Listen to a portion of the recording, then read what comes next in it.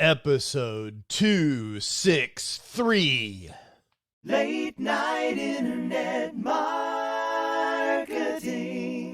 This week on the Late Night Internet Marketing Podcast, I'm going to talk to you about my experience in a recent coaching session, a personal coaching session from my coach to me, and my 3 takeaways from that coaching session that are going to help you in your internet business. All this and more on the Late Night Internet Marketing Podcast. The Late Night Internet Marketing Podcast. You've been working for somebody else, but you want a business to run yourself. You want to know how to start and where to begin. Can you get out your comfort zone, my friend? Yes, you can do it right when it's late at night. At the end of the day, your dreams burning inside. So keep it up and you will find that you're building your business one night at a time. And now, broadcasting late at night from a little studio in the big state of Texas, your host, Mark Mason.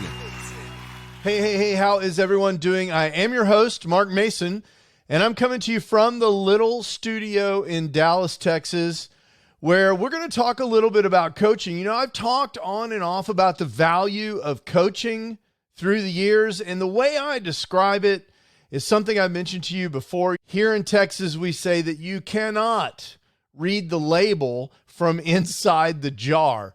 And what we mean by that is really oftentimes you need coaching because you need that external point of view to help you break things down, to find the path forward. Sometimes it is about teaching things because coaches have done something before or have training in an area where they can actually teach you something. But I think the best coaches are the coaches that actually help you unlock things and learn things. And I've had coaches throughout my career, both in corporate, professional coaches and mentors and other kinds of coaches, people that my corporation paid thousands, maybe sometimes tens of thousands of dollars to hire to come in and work with me. And I've had coaches inside my internet business, my side hustle, where I've worked with people who I have paid to help me go from point A to point B or to unlock certain skills and capabilities. And recently, I've been working with my great friend, Cliff Ravenscraft, not as a friend, not as a peer-to-peer relationship, the way we normally work, but with him in the role of coach and me in the role of mentee. And Cliff, if you're not familiar with his work, you can check him out at Mindset Answer Man, is a brilliant coach. He is truly gifted, and I think was put on this earth by God the Almighty to coach people, and I'm lucky enough to be able to take advantage of that. And we recently had a session where I was starting to get stuck on some issues, and Cliff, as my coach, helped me break down some things that I was struggling with in bringing my internet business forward and meeting the very aggressive goals that I've set for 2024. I think it might be common for people to believe that just because you have an internet business podcast and you've accomplished things in a space, that everything is always sunshine and roses. And that's just not the way it is. Everyone in online business struggles at one time or another with a thing, multiple things at once. Sometimes things don't always go your way. And if you've got the right help, wow, it's way easier to navigate those situations. And Cliff and I, in working through these things, we really had 3 main points that we unpacked in this 90-minute coaching session. And so what I'd like to do in this episode is generalize those points a little bit so that you can use them in your own situation. So the first thing I want to talk to you about is this idea that Cliff and I broke down about values and the rules that you have for success in your own life. And these values are values that you may not even consciously be aware of. Tony Robbins talks about values that are things that you move toward and values that you move away from. And Cliff actually spent a lot of time with me helping me understand how to investigate these values in my own life. These are the values that are set up in your life that help you decide what decisions you're going to make, what you're going to do. And sometimes it's as simple as the values that you have that cause you to procrastinate.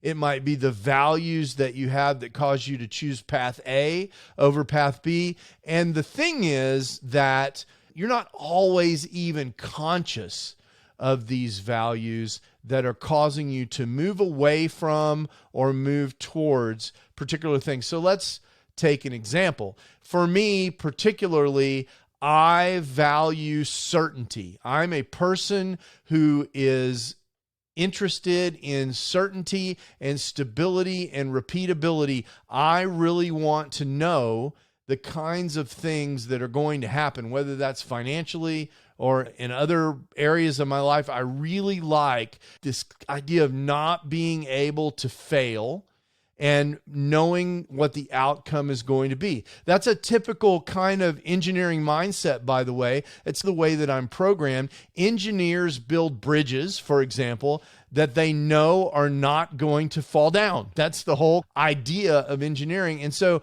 I have this value of certainty in my life.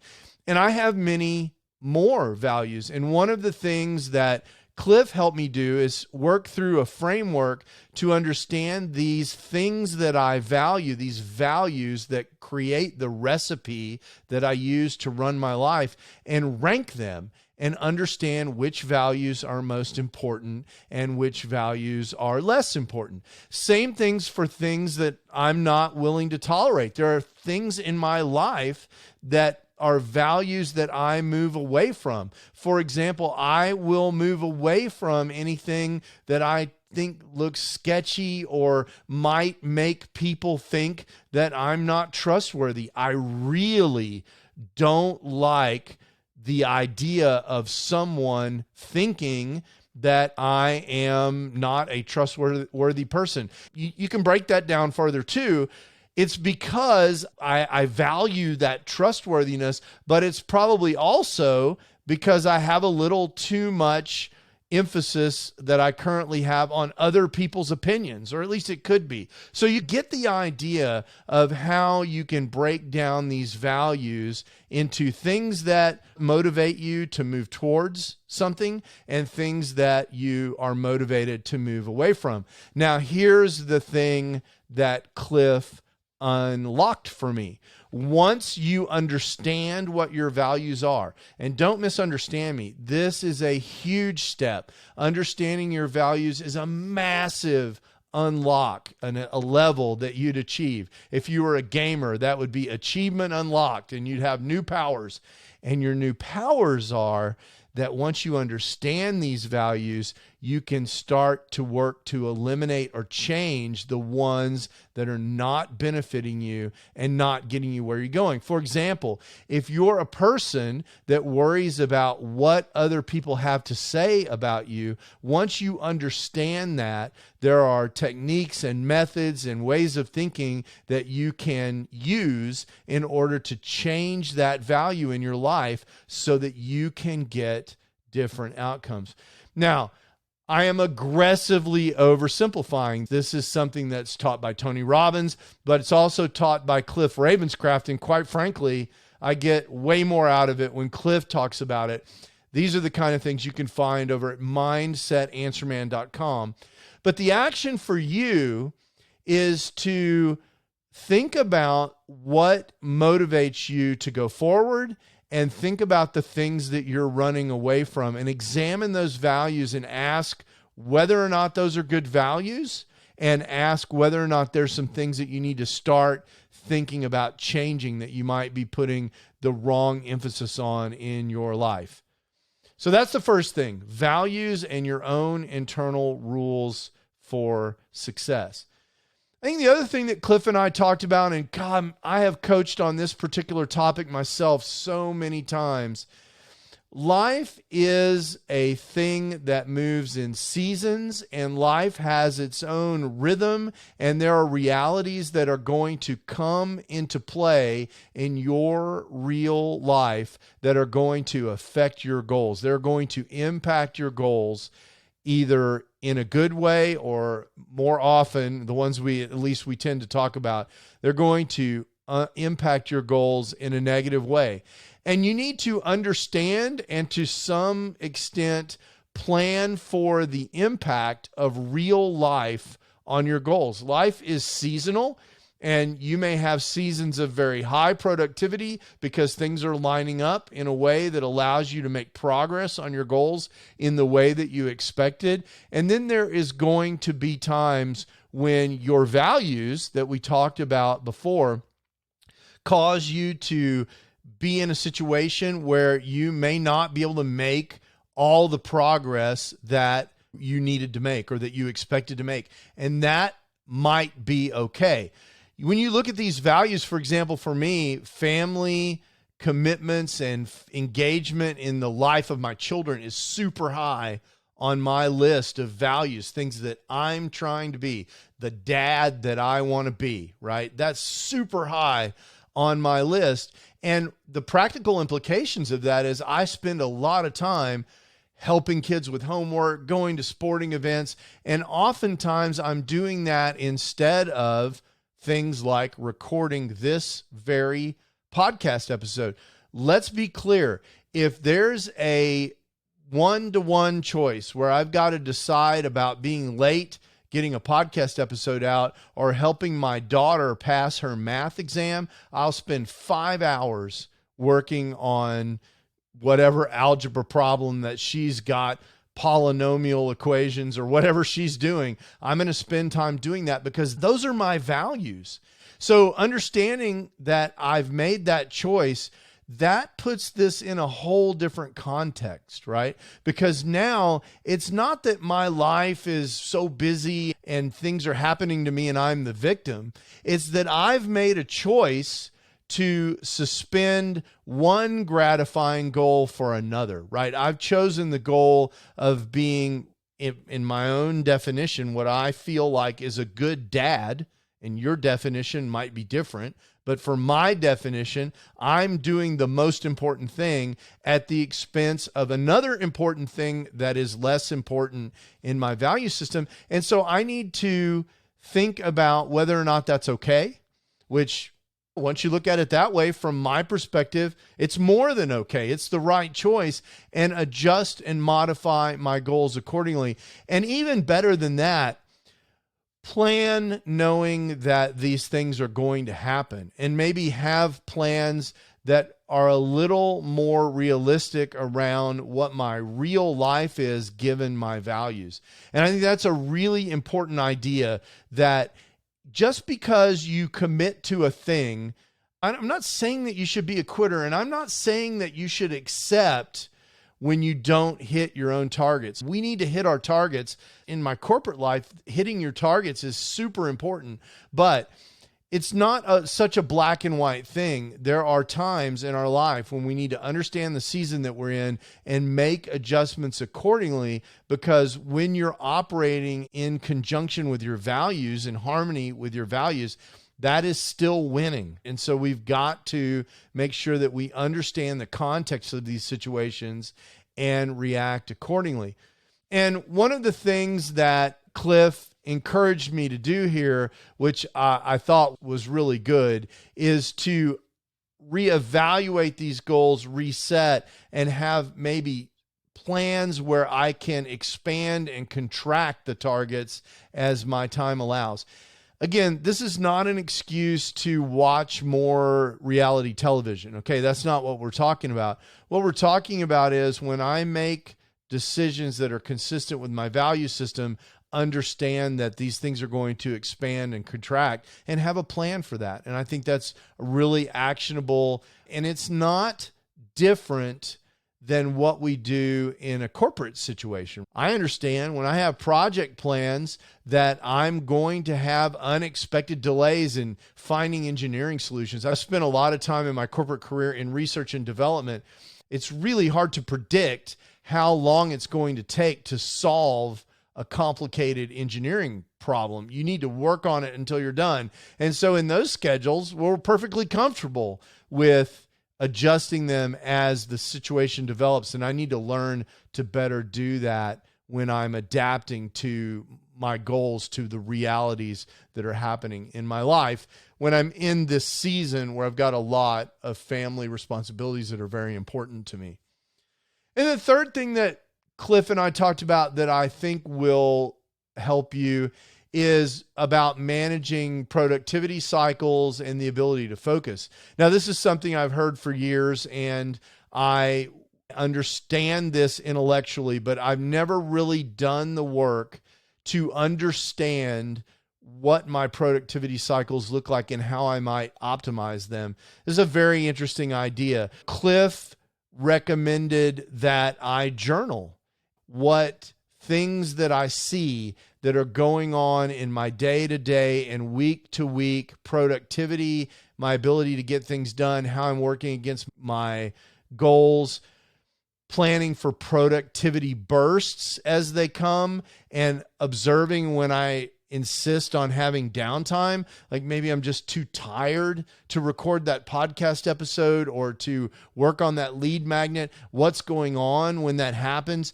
And so that I can start to see how that is maybe cyclical and how I can take advantage of it and optimize it. He actually had two tips. He recommended that I use a journaling app like Day One, which I have used a long time ago and I'm excited to start using again, and to look at tracking apps like a time logger or one of those kind of apps, which you can find in the iPhone App Store, and log my time and look and see where my time is going and how I'm using it, and look for patterns and opportunities to manage my cycles of productivity. After all, this brand is the late night internet marketing brand. It refers to the fact that I worked on my side hustle very late at night when I was getting started. After the kids were in bed, I'd work from 9 o'clock till 1 or 2 in the morning. And I still do that from time to time, but I don't always do that. I'm a lot older now. After all, I started this more than a decade and a half ago. I need a little more sleep than I needed 15 years ago, and it's probably time for me to re-look at what the most optimum times are for me to be working in my internet business, obviously when I'm not working on my day job. So those are 3 things that I think could help you. Again, the first thing is make sure you understand the values that are underpinning the actions you take. When you take an action and make a decision, you're doing that in response to this underlying value system that you have that describes the things that you're moving towards and things that you're trying to move away from. Make sure that you understand what those are first, and second, act to change them, to reprogram the script, if you will, to change the programming if that's not working for you. And then the second thing is make sure that you're realistic about your goals versus life's realities. Things are going to happen, and that's could be okay depending on what's going on, especially in the context of your values. And finally, pay attention to optimizing your productivity cycles. Be present. Get off of autopilot. Be introspective about when you are most productive and how you can take advantage of your cycles of productivity to better optimize the work that you are doing. Just 3 quick and easy, really powerful points from Cliff. I hope you enjoy that. And if you like this kind of thing, if you like understanding what makes you go and what makes all of us go, check out Cliff over at mindsetanswerman.com. I think you'll find an amazing amount of free content over there that will just really blow your mind and change your life. Cliff is in the business of changing people's lives for good. And he's a close personal friend of mine for more than a decade. But that's what close personal friends do for each other. They help each other out. Cliff really helped me out this week, and I wanted to share that with you and pay it forward, because if Cliff helps me and then I can help a handful of you, then that means Cliff helped a handful of you. See you next week. Ciao. You can do it right when it's late at night. You've been listening to the Late Night Internet Marketing Podcast. Be sure to visit LNIM263.com today to leave feedback for Mark. Download special bonus content, access the show notes, and more. See you there. Until then, go and make some great progress on your internet business, one night at a time. Business one night at a time.